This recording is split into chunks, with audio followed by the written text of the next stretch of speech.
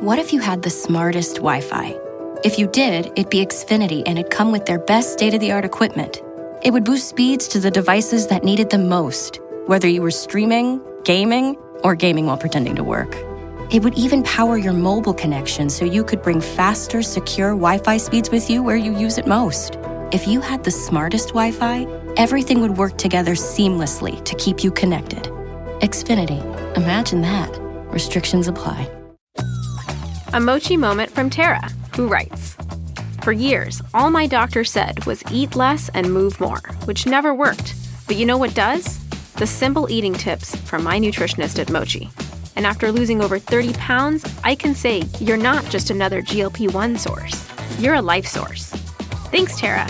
I'm Myra Ahmed, founder of Mochi Health. To find your Mochi moment, visit joinmochi.com. Mochi members have access to licensed physicians and nutritionists and are compensated for their stories. Results may vary. For exclusive podcasts and more, sign up at patreon.com/partnersincrimemedia. Dacula, Georgia? Dacula? Am I looking at this? Like Dracula without the R? Should I speak in a Dracula voice? No. You know how I know I got you when you're doing your silent belly laugh? Because that's what Dot used to do. I don't know. I feel like Dacula's cooler. Dracula. She listens to it and she's like, "You fucking idiot." This week's Law & Order Marathon winner is Stacey Agner of Dacula, Georgia. Stacey will get a marathon decal showing she watched 26.2 hours of her favorite crime show. To be next week's winner, sign up at lawandorderpodcast.com. I'm Kevin Flynn with Rebecca Lavoie and Mark Blankenship, and these are their stories. You think you know who did it, but you don't know who did it. Law and order, law and order, law and order. It's no ordinary police procedural, baby. It's the FNOG of police procedurals, baby. Law and order, law and order, law and order, law and order. These are their stories, these are their stories. Welcome to These Are Their Stories, the podcast about network TV's most enduring crime franchise and the real-life cases that inspired their shows. I'm Kevin Flynn. Each podcast will break down an episode from either Criminal Intent, SVU, or Original Recipe. And today we're looking at the mothership Law & Order, Season 8, Episode 21, Bad Girl. So her confession, expression of remorse, could be the real thing. If it is genuine, how hard do we push to put a repentant killer to death? She's a cop killer, people. Can't be weak. Pedal to the metal. Joining me to do just that is true crime author and the host of Crime Writers On and Netflix's You Can't Make This Up podcasts, Rebecca Lavoie. Hello, Rebecca. Hello, Kevin. And rounding out our panel is our special returning guest from the Mark and Sarah Talk About Songs podcast. It's Mark Blankenship. Hello, Mark. Hello, hello. I'm very glad to be back. Now, you've created the official podcast for a Broadway show that Rebecca and I just saw it last year, and Juliet. Oh, I didn't know that. Yeah.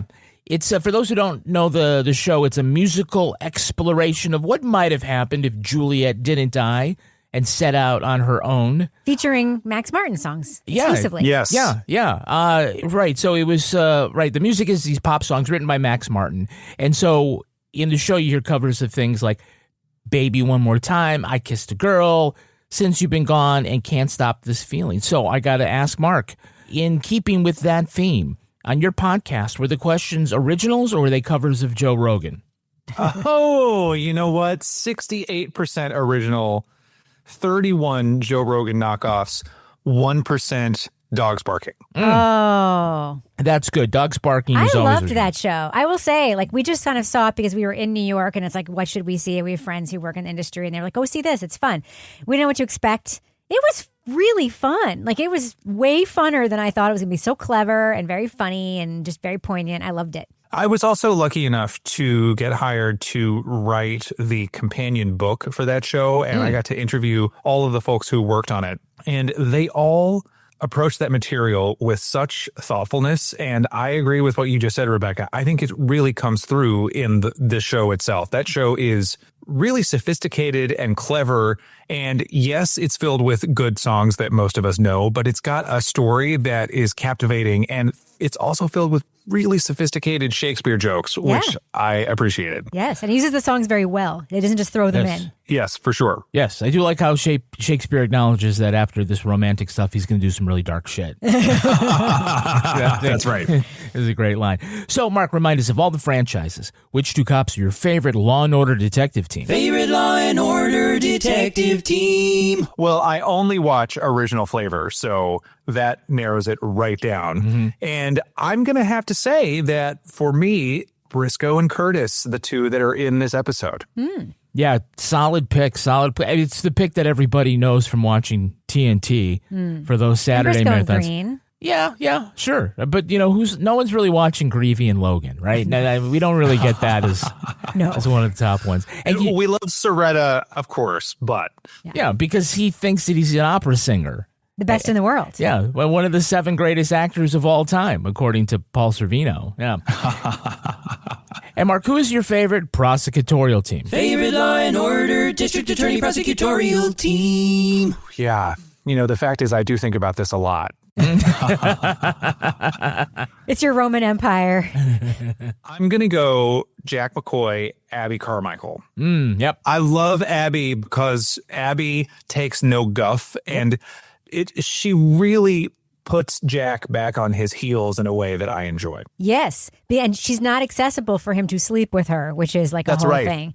Yeah, they're my favorites too. I love Abby Carmichael. I love her so much that I watched Rizzoli and Isles in reruns. Oh. That's how much I love her. Talk about taking the bullet. Wow. Yeah. Yeah, that's love. I don't know. Love says it's not supposed to hurt. All right, now let's take a look at the first half of this episode, Law & Order Season 8, Episode 21, Bad Girl. Detectives Lenny Briscoe and Ray Curtis investigate the stabbing death of an off-duty police officer and the critical shooting of her robber. So she was stabbed and he was shot? Hey, your weapons. 9mm. Looks like department issue. So she got off one round. Good for her. All right, make yourselves useful. I want a full canvas of the park. We lost one of ours. Officer Dana Flynn's crucifix necklace is missing, and while her shot put Jesse Rosado in the hospital, his fingerprints are not on the knife. Lenny and Ray look for witnesses who can put Flynn and Rosado on the same bus together. They find partying bad girl Monica, who claims Rosado got off at her stop and followed Flynn into Central Park. But the bus driver says no. He saw Rosado running into the park to help someone. It was then that Curtis realizes Monica was lying, and she definitely killed the cop. The detectives start pulling apart Monica's alibi and arrest her catfighting in some boarded-up building. She gets mouthy with Briscoe and, Lord have mercy, is nearly murdered by Van Buren. But when the report comes in that Rosado's blood was on Monica's Walkman, they book her. All right. So we open with a garbage man in Central Park, and he's pulling trash bags from cans, and he grabs one, and he says, gets a whiff, and he goes, Dogs. Whoa, dogs. Yes. And I'm hoping he's just talking about poop in that bag. Because he really could just be big. Oh, wow, small dogs, okay. Definitely poop, Kevin. Definitely poop. Yep. So the only clue that this might be a robbery is that Flynn's gold crucifix isn't around her neck. And later, Briscoe and Curtis talked to one of her friends who is also a female cop. She thought that Flynn lost the crucifix at the gym because she didn't have it when they went into the steam room together. And the whole Cinemax of the entire thing made me think of a better motive for this case. Oh, Kevin. I'm just saying. I think Briscoe was like, tell me more about the steam bath. There are plenty of episodes coming in later seasons where this exact prurient fantasy is, in fact, the basis of the crime. So you're covered. Yes. I would love just for them to, they go all sorts of weird places for these interviews where people, there was one, I think in the first season of SVU, I think it was called Russian Love Poem, where they went into a Russian steam bath too. I mean, they didn't strip down in the towel, but they're just there in their suits while everybody is just too busy to stop pouring water on hot stones, I think one of those very hairy men who played one of those Russian guys may have made a reappearance in this episode. Oh, my God. So much hair on that guy. We will talk about him. Oh, yeah. So we have a letter carrier who takes the same bus as the victim, and she doesn't know the name of the girl with the barbed wire neck tattoo, but she does know that the music bleeding from the Walkman is DJ Freaky. Ooh. DJ Freaky apparently sells so few mixtapes that he knows exactly the goth girl they are talking about. Yes. Blue streaked hair, eyebrow rings. Sounds like a lot of girls. She's Where's a leather jacket? Tattoo on her neck. She bought one of your tapes, the Techno Mix. Monica. Yeah, and poor Deborah Curtis, really. I mean, Ray says, hey, I'm sorry you just got diagnosed with MS, but I have to hang out at this club till it really gets popping so I can question this. The only girl in New York with at the rave with a nose in her, with a ring in her nose. And a blue hair and a strip. tattoo. Yeah. A tattoo. Wait, did you mean he has to hang out until the MS gets popping or the club gets popping? Till the club gets popping, okay. Rebecca. Come on. That's right. I'm not going to come home until you're in real bad shape. In real bad shape. I also do love that this episode, like sending them, the detectives, awkwardly to steam baths, also lets them go awkwardly to places where young punks hang out. Yes. I just love it when they go to clubs and Briscoe always gets to say something to the effect of, I wish this was Rosemary Clooney's. And he gets to refer to people as like, Mr. Freaky. Mr. Freaky. Yes, Mr. Freaky. Exactly right. So Monica tells him that she saw Rosado follow Flynn into the park, but Rosado awakes from his coma with brain damage and doesn't remember anything. And the bus driver says, no, Rosado was actually waiting for the crosstown bus, and then he sprinted towards the park to help someone. Well, didn't the girl say he shadowed Flynn down the stairs? The girl lied. She killed Flynn. Rosado tried to stop her. And this is why we need the Innocence Project. Just declaring people guilty and then making your case around that. Well, I mean, that's what's normally called as conflicting statements, not a confession. Oh, okay. You're right. You're absolutely right. Oh, she must have lied. She must have done it. But to be fair, they had so much more plot to get through. They needed to hurry this up. They really did. They did. There's a lot going on. In Curtis's defense. This is a 3-part Law and Order, not a 2. Yeah. They're always 2 parts, but you could have divided this podcast episode. They had to make that arrest in the 19th minute. They gave of a 46-minute episode. And they really Kevin's had like, where do I put the ad? I don't know where to put the ad now. It's so confusing. Oh, stop it. Oh, stop it. But I think maybe Ray Curtis would have believed Monica's story if she had just stepped out of a steam bath. Or if she was Jennifer Garner, perhaps. Oh, that's true. Ooh. That's true, yes. Deep cut. Or Julia Roberts. Yeah. Yes. Again, learned his lesson. All right, we have a Hey, It's That Girl. Hey, it's that girl. Can you give me the name of the actress playing Monica Johnson? The name or other The things she's name been of in? the actress. You know how this works. It's season 10, for fuck's sake. Go ahead, Mark. Isabel Gillies. Isabel Gillies, yeah, she will go on to play Kathy Stabler, Hell Elliot yeah. Stabler's long-suffering wife on SVU. Long-suffering indeed. I didn't know he was a cop. That's crap. That girl had me all bugging. I didn't mean to cut him, okay? You don't have to keep me. Yeah, Isabel said that when she returned to play Kathy, when Chris Maloney returned to SVU, what had changed in the world was social media, and she got a whole lot of online hate as if she actually was Kathy Stabler and had somehow been standing between Olivia Benson and Elliot Stabler all along. Yeah. People were saying, burn in hell, Kathy Stabler. Huh. I would have been like, burn in hell for letting your husband treat your daughter like that, Kathy Stabler. That would have been my complaint. But yeah, Kathy is long suffering. She had a car accident in which she suffered a miscarriage, right? Yeah. She blew up in a car. That's how she died. Yep. She had Kathleen as a daughter. That was tough, yeah. So tough. All of that. Her husband forgot to send in the college application that time. Long suffering. To get into Hudson. We are Hudson, where the bad guys go to school. I think it was Columbia, actually. No, it was had to get into Hudson. I'll bet you it's Columbia, $100. Okay. So, Rebecca, if Benson and Stabler are not going to get together romantically, what was the point of killing Kathy off? I don't know. I think it was just as that the social media hate would stop. I don't know. It was so weird because I just think they wanted him single so that he could mingle with like undercover honey traps. And it wouldn't be like, oh, he's almost cheating on Kathy. Isabel wrote a memoir. Actually, she's written like 4 books. 3 of them are like nonfiction. Her memoir is titled Happens Every Day, an all-too true story. It's about the end of her first marriage. Oh. He was blown up in a car bomb meant for her. It does happen every day. It does happen every day. We have a Hey, It's That Guy. Hey, it's that guy. Who's that playing Ross Sanders from the Christian Alliance, that lawyer? If Adam Schiff wants to run his campaign on a platform of decency and morality, he'd be well advised to put a stop to this. That one I don't know. You don't know that guy? That's Tom Wiggin. best known for playing Kirk Anderson for 11 years on As the World Turns. Really? Oh. Yes. Yeah, Kirk was this corporate schemer in Lothario. One day his character was seen on a pier in Oakdale, and then he was just presumed dead. And no build-up, no follow-up. He basically got the Richie's older brother Chuck on Happy Days treatment. Oh. He's presumed dead, so he could always come back. Yeah, like General Hospital. It's just brought 2 dead people back, and 3 in the last 2 years. They'd have to bring back As the World Turns first, yes, though, I it think. would. Right? As the World Turns, R.I.P. That show was fantastic. Can you tell me the name of the actor playing Officer Flynn's husband? We had plans. We were going to grow old together. I got nothing left now. I want my wife back. Oh, wait. Neil something.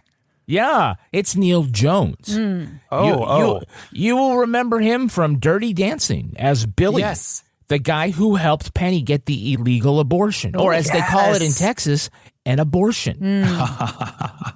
We do have a repeat offender. Repeat offender. Playing Carl Anderton, yet again another of Schiff's rich friends who breaks the law, is the late, great Robert Vaughn. If that Johnson girl doesn't die, for whatever reason, I'm going to make sure that this city takes out its vengeance on you.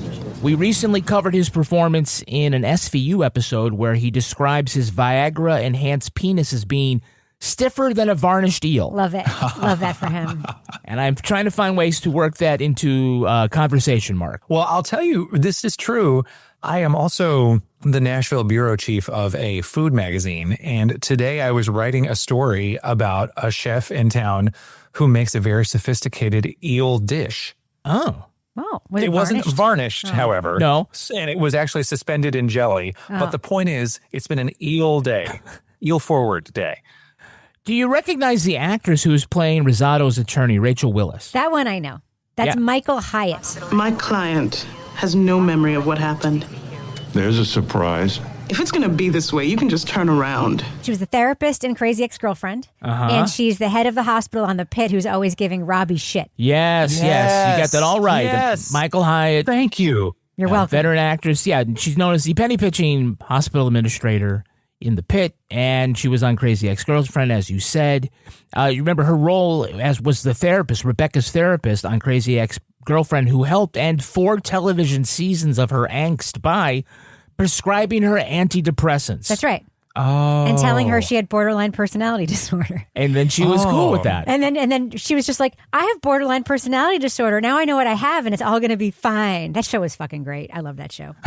Yeah, Michael was born in England to Jamaican parents, lives in the U.S. She's got multiple nationalities, a couple of different passports, I assume, but they say that her name at birth was Charlene. And she got the nickname Michael in high school because one of her favorite musicians was Michael Jackson. I thought you were going to say Michael Bolton. No, I thought that's what I was thinking too. Amazing. I don't know why I was thinking that. What would be more embarrassing? Michael Bolton. Michael Bolton. Yeah, I don't care. All the allegations about Michael Jackson aside, at least he's got good music, right? Poor Michael Bolton. Oh, man. Hey, how can we be lovers if we can't be friends? It's a great question.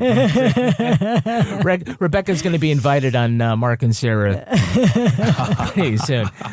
But yeah, so that's how she got the nickname Michael, which suited her better than her other music-inspired nickname, Kajagoogoo Hyatt. So can you give me the name of the actor playing Gary Feldman, candidate for a district attorney? That douchebag. I say this here today. If you take the life of a cop, the state will take your life. That gentleman is Cliff Gorman. He played Emery, the sassy, flamboyant interior decorator in the groundbreaking gay drama The Boys in the Band. Okay. Yes. Nothing? I don't know. Okay. All I don't know what that is. I'm sure it's great. I mean, I've studied that play. I wrote about it as part of my final honors project in college, and I did see it produced on Broadway, and I've seen the most recent film. So I know a lot about that play. You were qualified to know this one. You were qualified, and you blew it. I did, and that's something I had to live with. Yeah, unfortunately. Don't worry, you'll get over it. The way that Mrs. Stabler has to live with keeping her husband from his one true love. That's right. Yeah, That's exactly. right. And knowing she's going to get blown up in a car. Yes. So Cliff won a Tony Award for playing Lenny Bruce in the original play Lenny, but he lost his chance to play Bruce in the film, losing the role to Dustin Hoffman, who got an Oscar nomination for that role. So, man, some guys just get all the breaks. That's right. So, lastly, tell me, who is playing Monica's social worker? That's an easy one. That's an easy one? Anna Gasteyer, y'all. Some kids, by the time they hit 5, you know they're finished. You can hug them until your arms fall off.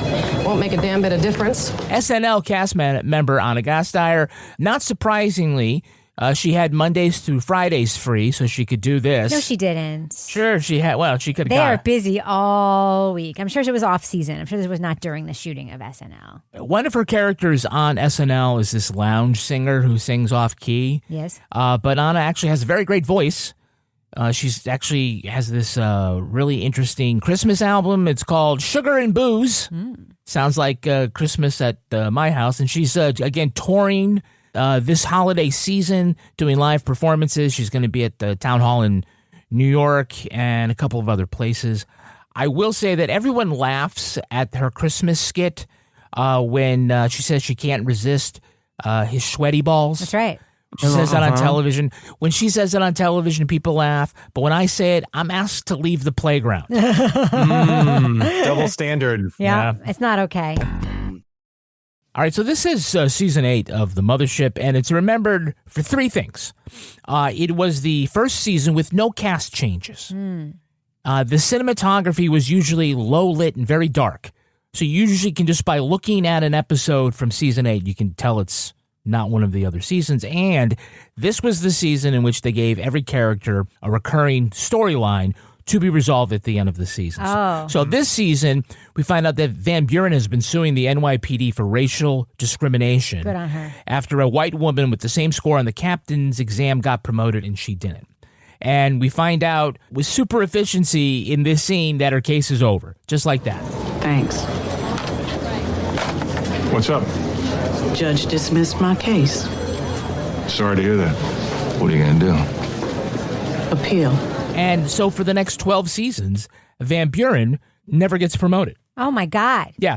So much unlike Olivia Benson, who didn't even take the lieutenant or captain's exam, didn't even apply, just had some white guy walk into her office each time and say, "You've been promoted." Yep. She went from detective to captain in 6 television seasons, Mark. Wow. And Anita Van Buren is out there on the streets hustling on behalf of justice and gets nothing. That's right. Shooting people, doing all the things. Getting right up in a criminal's face and saying, "Don't mess with me, little girl." Yeah, she was apparently pegged as a complainer. Yeah. And they ain't going for that down at 1PP. I love her. She's so great. The other storyline we've got going on is Briscoe's with his daughter, Kathy. She's hooked on drugs, and her only option after getting busted is to wear a wire and testify against her dealer boyfriend. So, you already talked to the DA, right? They want to get this guy Danny. They said I'd do jail time if I don't help. Believe me, you're not going to jail.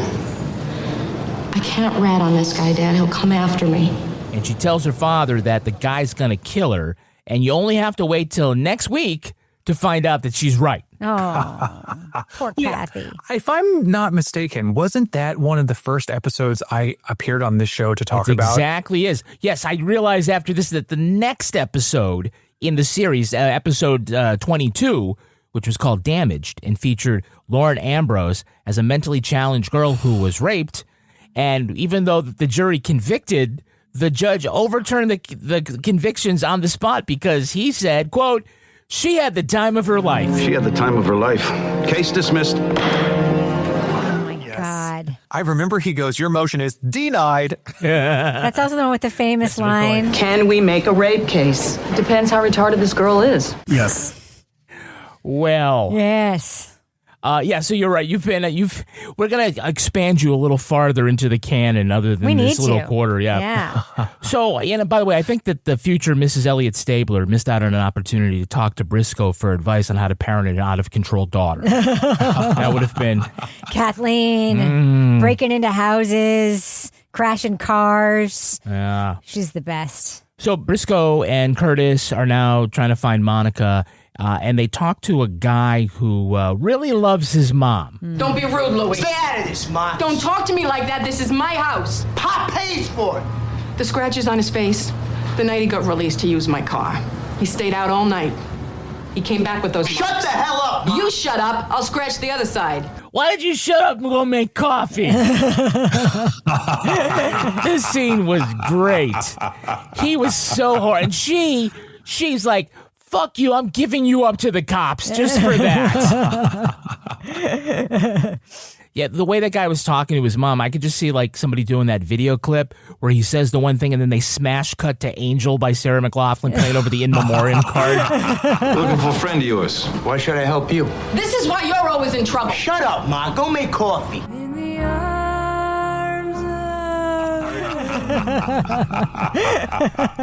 God damn. So they arrest Monica and they put her in the interrogation room. And at first she's just giving them, the usual lies, and then she loses it and immediately goes to screw you and your dead cop. Mm-hmm. And she taunts Briscoe by saying, So we have 10 minutes with her, Lieutenant. Oh, you couldn't last 10 minutes with me, old man. And joke's on you, Briscoe hasn't lasted 10 minutes with anybody ever. Not a woman, anyway. Poor Briscoe. Poor Briscoe.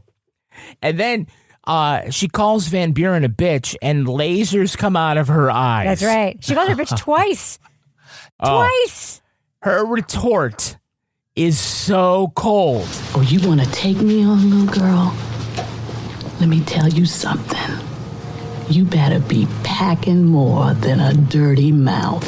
One more word out of her, and it's smash cut to Angel by Sarah McLachlan. I beg your pardon? You heard me. Bitch.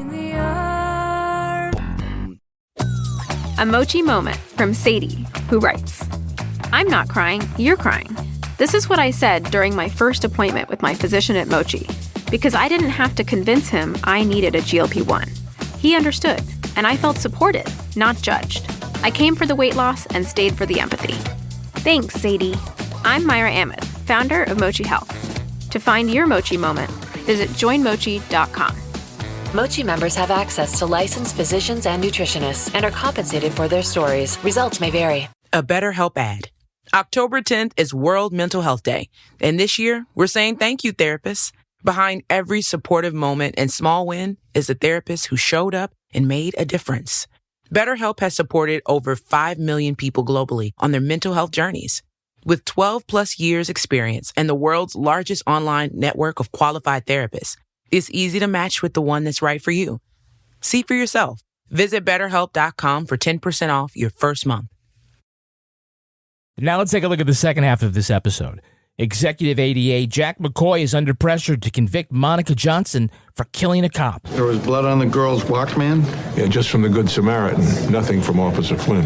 Ms. Johnson severed Officer Flynn's carotid artery and aorta. She must have been swimming in blood. Yeah, we haven't recovered any bloody clothing or gloves. Adam Schiff is facing a new rival in the upcoming DA's race, financed by his wealthy frenemy, still not over the fact that Schiff prosecuted his grandson for murdering his granddaughter. You know, Schiff's new opponent's platform? Executing cop killers. Meanwhile, even though McCoy tries to pull some strings with the Brooklyn DA, Kathy Briscoe says her only option for staying out of jail is flipping on her drug-dealing boyfriend. ADA Jamie Ross learns Monica dumped her bloody clothes and sold Flynn's necklace to her father. Now, they've got enough for a murder conviction, but might have trouble proving Monica knew she was killing a cop. On the stand, Monica fixes all the holes in her previous story, but when confronted with the bloody knife, she breaks down and confesses. She's convicted and sentenced to death, but she's found Jesus in prison and refuses to put up any appeals. But Jack thinks that maybe the no appeals is the actual appeal and means that Monica is going straight to the death chamber, but maybe going straight to the death chamber is how you stay out of the death chamber. They just can't figure this all out. And now activist lawyers on the far left and the far right are teaming up to appeal her case for her. The liberals are against the death penalty, and the conservatives are against the death penalty for Christian white women. The appeals fail, the execution occurs, and the only person happy Monica has been put to death is Monica. Okay, so Ross tries to dig into Monica's past to get more evidence against her, and she visits her old social worker who says Monica got kicked out of the last home she was in when she trashed her foster father's collection of glass miniatures. Well, maybe she just doesn't want a foster father who's really an 80-year-old grandmother. She broke his Hummels. It was so sad. Take that, Tennessee Williams. I was going to say, maybe she doesn't want to live in a Tennessee Williams play. Those I know. never end well for the ingenue. Yeah. He's like, oh, no, not my glass duck army. No. Jeez. She'd be like, I'm sorry, this is a little too twee for me, Derek. I'm out of here. To the opium dens, mother. So Ross visits Monica's birth father, who has hair everywhere Oh, my God. except the top of his head. Dude, I am not a fan, as anyone who knows anything about me and listens to any of my shows knows, of commenting on people's appearances. However, this guy brings her suit to a brand new level. And it's accented by the costumers. That's the thing that I'm wondering about. It's like once they discovered this thing about him, they were like, tank top. Tank top. 100% tank top. Got to see all the hair on your arms. We know it implies what the back looks like. It's one thing to be like Travis Kelce has hair everywhere. He always talks about, the summer sweater, all that stuff. This guy has never met a pair of scissors, apparently, because the hair is like 5 inches long. It's incredible. It's truly, truly a gift for the eyes if you are watching the show with my discriminating taste. You have to think that he got the job because of this. Yes. Like somehow he was able to flash a little arm in the audition, and they were like, oh, that guy's creepy. Come on, buddy. We're taking this to the next level. You know what? I envision tank top. Yeah. It is so interesting, though, because it is totally meant to be a sociological signal that he's abusive. I like the clothing, the hair. It's just it's supposed to be simian. Yeah. You mean this is an ape in human form? But he's like, hey, I'm not. What do you say? I'm not an abuser. I'm just a reformed domestic abuser. And then we hear him go into the other room to get Flynn's crucifix, and you can hear him ripping it off his girlfriend's neck and yelling at her. Yeah, and maybe smacking her around a little. It's a little ambiguous. Hey, wake up! Hey, what are you doing? Anita. No, it's mine. Hey, come on. Shut up! We're gonna break it. Hey, you're hurting me. I said shut up! It was not good. No, it was terrible. He was not a good person, and obviously that was a joke you just made, Kevin. Yeah. So Schiff's storyline this season has to do with his re-election campaign, but his opponent is being financed by his former friend, Carl Anderton, who is on a retribution campaign against the DA's office because they prosecuted his grandson for killing his step-granddaughter earlier in the season. And I got to say, Schiff has got to make some new friends. Yes. Seriously. What evil boarding school did Schiff go to that he met all these people that were going to come back later in life? There's never some guy who's like, he's just a cab driver and he shows up at the office and he's like, Adam and I played stickball back in the day, you know? Yeah. It's always someone comes in, I'm mega rich and I killed someone. Yeah, you're right. Does Schiff really want this job? Like, why does he care so much about getting reelected? He seems to hate this job. Every scene you see him in, he's like, I don't want to be here. I got to deal with McCoy again, trying to make a case about some company that wasn't even involved in the thing, but suddenly they're the defendant. Going after another one of my rich friends. You know what I'm going to say? I'm going to say what I always say. Make a deal. On to the next one. Make a deal. Well, there is a line from Schiff asking his powerful friend, whatever gave you the idea that the district attorney's office was your family law firm? Whatever gave you the idea it wasn't. Amazing. Now, I don't know where he learned that from, but I do know which New Yorker learned it from him. Yes. That was a great scene, honestly, because it was very true. It was like a truism that was exposed on the show. I liked that. Okay, one of the things that's frustrating about the season 8 character arcs is that they often feel so removed from the cases at hand. Mm-hmm. But that scene upped our understanding of the stakes for the trial that we were following. Mm-hmm. And that's why I thought it was the most successful scene, perhaps, out of all of the season 8 plot arcs, because it actually informed Schiff's decision to push for the death penalty. I feel like you are basically congratulating people for doing the bare minimum. Because, listen to me. Writers are supposed to write things that make sense. And this time they did. And you're like, it's one of the best written scenes of the season. I'm like, okay. Oh, no. That was me damning with faint praise. That's actually the places where I think the writing in this episode really works is the way that they don't do the thing that you typically expect on a show like this. They don't spell out every plot beat. For instance, when the appeals process is going on about her execution and you watch the appeals judge mulling, the next thing we see is a scene that informs us through indirect exposition what happened because of that interview that she does on the TV. So instead of someone doing the clunky, we've decided to kill her, you actually get a little bit more sophistication in the way that they reveal that information. That was the last interview with Monica Johnson, recorded 3 days ago. She was executed at 12:01 this morning in a death chamber just down the hall from here. In her mind, she went from hell to heaven. So that happens consistently throughout this episode. And the hairy guy, for instance, we don't exactly see what's going on. We also don't have to have Carrie Lowell or Jamie Ross say, she was raised in a very abusive home and that probably affected her. Like, we just see it. And when she's on trial, and she suddenly shows up in that, she's been made to look very pretty and she's holding a Bible all of a sudden, we're just allowed to discover that she has had a religious conversion without being blatantly told. And I realize that, Rebecca, you're right, that me being excited because they actually wrote with a modicum of subtlety is a comment on the show itself. But I really appreciated it in the context of what this show was doing in season 8, and it made me enjoy the episode even more. Wow. We have a smart person on the show this weekend. I know. What happened? I'm making a note for next time. No Smart more Mark guy. Blankenship. Yes. Smart guy alert. I love that. So Schiff is absolutely fine giving Monica the needle because it's a political win. And McCoy and Ross have to have the obligatory debate about the death penalty. What if Monica Johnson has undergone an awakening? Don't we at least need time to explore it? You wouldn't be saying this if she were a 250-pound thug. She's a human equivalent of a baby seal. That's not what this is about. Isn't it, Jack? Follow the logic of your position. If you're for the death penalty, you're for the death penalty, even if the condemned murderer is cute and cuddly. I appreciated this episode for making me think about the fact that people don't seem to want the death penalty on this show unless they get to feel like they're sticking it to a bad guy. And it's an interesting thing to think about when we consider, what does punishment mean to us? Is it only something that we want when we can have a little bit of fun?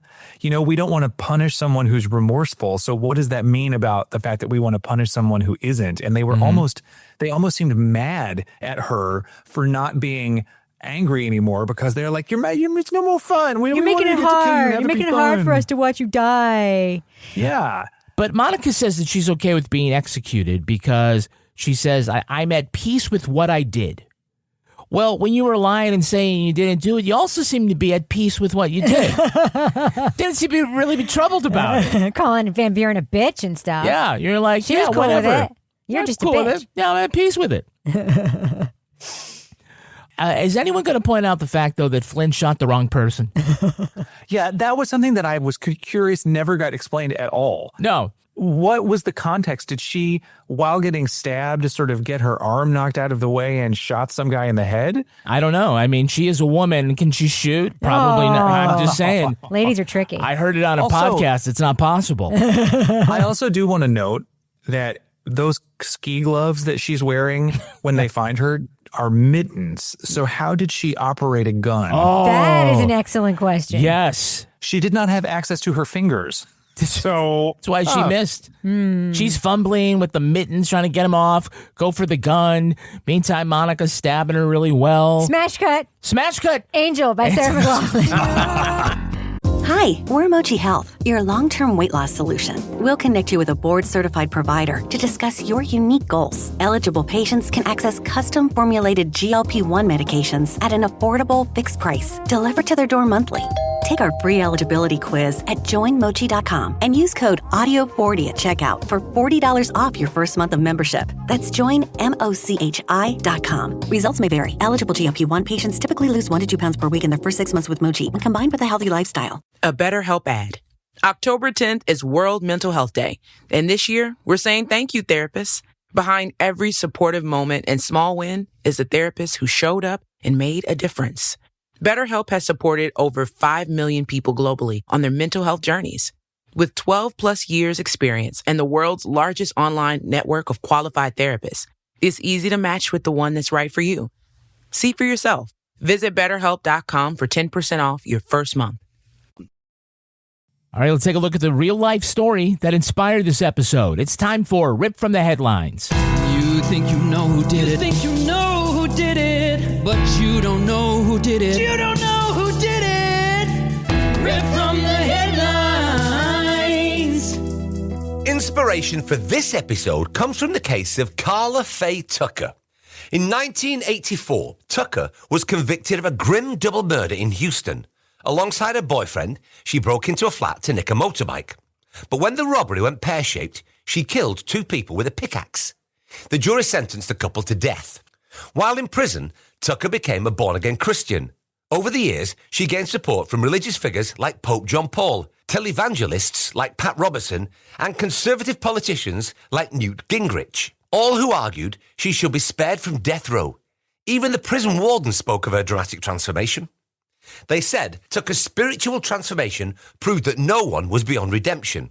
Evangelicals joined with capital punishment opponents and lobbied to have her death sentence commuted to life in prison. Despite these widespread appeals for clemency, Texas Governor George W. Bush declined to intervene. Carla Faye Tucker was executed by lethal injection in February 1998, becoming the first woman executed in Texas since the Civil War.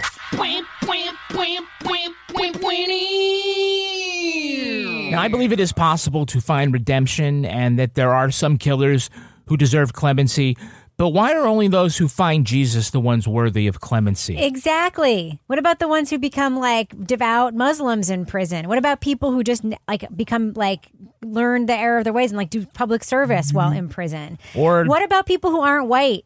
I'm just saying. Or just people. Yeah, just people. Mark, that was a very simple question. Can you give me the complicated answer? Oh, here's an answer. This is just a random thing.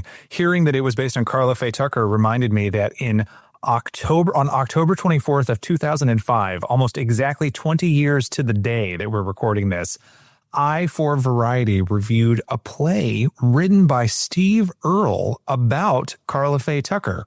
Was it a musical? No, it was just a play. And Carla was played by an actress named Jody Markell, who eventually would appear on Law & Order as one half of the interior decorators who became prostitutes. Oh, my God. You were like a human internet. It's incredible. Hey. So it all comes back to Law & Order original flavor is what I'm saying. 100%. Yeah. It does point out the contradiction of being called pro-life and pro-death penalty. Yes, next question, please.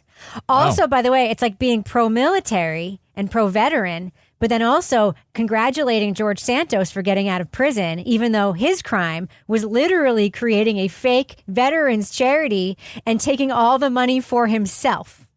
It's just like that. But they didn't say veterans of the military, right? He was a veteran of all those drag shows. Stop it. So Stop it. Thank you for your service. Stop it. Mark, did you know that when a woman receives a lethal injection, she only gets 82% of the same lethal injection that a man does? Oh, my God. That's not the first time you've made that joke on this podcast. And it's still really funny, Kevin. Good job. Did you know that up through the early 80s, a woman had to get her father's permission to get a lethal injection? Just on her own? Parental notification. Do you know that when women get a lethal injection, doctors don't believe it hurts? Don't believe their pain. They just say they're being hysterical. You're not dying. It's fine. You just have anxiety. Stop being so hysterical.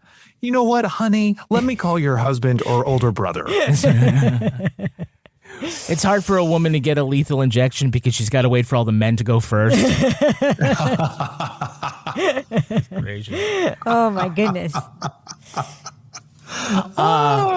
So while many public figures thought that they fought for Tucker's clemency, almost no one argued clemency for her accomplice, Danny Garrett. He died of liver disease before he could be executed. Tucker died, as you know, but you know who was spared was her cellmate, Pam Perillo. She also had a religious transformation behind bars, but she didn't go on television to talk about it, so she didn't get the same kind of support. But ultimately, an appeals court vacated the death penalty on a technicality, and it just changed it to life in prison. So, like with most orgasms, Pat Robertson is not going to get you off. You have to do it yourself. Oh. I mean, Pat Robertson? Yeah, not going to do it. By the way, speaking of the Big O, Tucker... Were we? Yeah, well... You were. This is my transition here.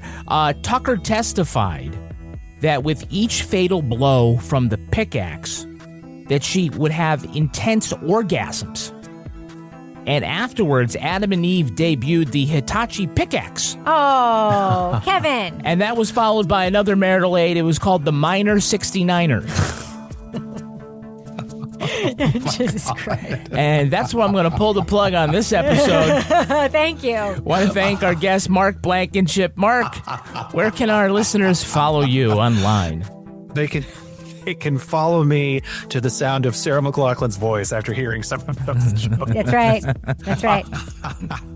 But the other place that they can follow me is on Instagram at I am Blankenship. Nice. Not you are Blankenship, I am Blankenship. And they can also find me writing my newsletter, The Lost Songs Project, where I am blowing the dust off of forgotten top 10 hits and examining why they were popular then and why they might still be pretty cool today. Nice. I know an actress who wants you to look at Kajagoogoo. Rebecca Lavoie, how can our listeners follow you? Well, you should check out my new podcast with Mel Barrett called Something's Off on YouTube. It's super interesting. But you can follow me on all the social media at Reb Lavoie. And be sure to follow us on Facebook, Instagram, TikTok, YouTube X, and Blue Sky. Our newsreader was Cy Frater. Our theme music was composed and performed by Uncanny Valleys. Content assistance from Travis Roy. Lily Flynn handles promotions. All clips in this podcast were used in compliance with the U.S. Copyrights Act Fair Use Exemption for criticism and commentary. Go to lawandorderpodcast.com and sign up for our newsletter for a chance to be our next Law & Order Marathon winner. These Are Their Stories was recorded in Studio C and is a production of Partners in Crime Media.